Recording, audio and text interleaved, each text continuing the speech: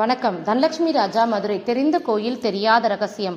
அருள்மிகு வண்டார் குழலி சமேத அருள்மிகு வாட ஆரணீஸ்வரர் திருக்கோயில், திருவாலங்காடு, திருவள்ளூர்.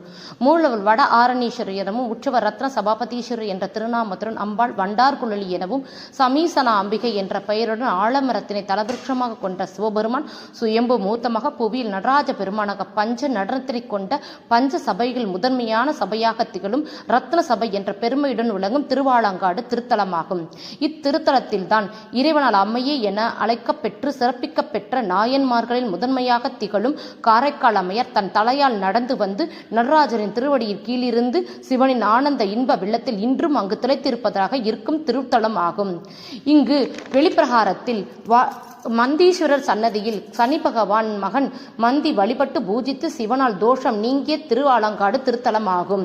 ஒரு சமயம் சும்பன் நிசும்பன் என்ற இரு அசுரர்கள் வெல்ல பார்வதி தேவி காளி ரூபமாக ஆலங்காட்டு தலத்தில் வென்று அவர்களை வென்று ஆலங்காட்டில் தலைவியானால். அதன் பின் அசுரர்களின் உள்ள அசுர குணம் கொண்ட காளியை உக்கிரம் தனிய ஆலங்காட்டில் தவம் புரிந்த சுனந்தர் என்றும் பெயரினை கொன்ற முஞ்சுகோச முனிவர் மற்றும் சிவனின் சாபம் பெற்ற கார்கோடக முனிவர் ஆலங்காட்டில் தவம் புரிந்து அவர்கள் வேண்டுகோளுக்கு இணங்கி சிவபெருமான் கோர ரூபமாக ஆலங்காட்டை அடைந்து காளியினை கண்டு என்னுடன் நடனமாவி வெற்றிப்பட்டால் ஆலங்காட்டை ஆளலாம் என கூறி நடனத்தில் ஒரு பாதியில் சிவனும் காளியும் மூர்த்த தாண்டவம் ஆடினார்கள்.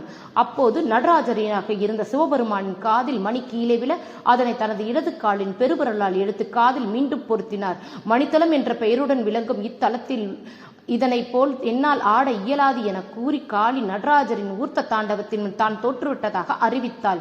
காளியின் முன் தோன்றி என்னையன்றி உனக்கு சமமானவர் யாரும் இல்லை, எனவே இத்தலத்தில் என்னை வழிபாடு செய்யும் முன் உன்னை வழிபட்ட பின்னரே என்னை வழிபட்டால் தான் முழு பலன் கிடைக்கும் என வரமளித்தார்.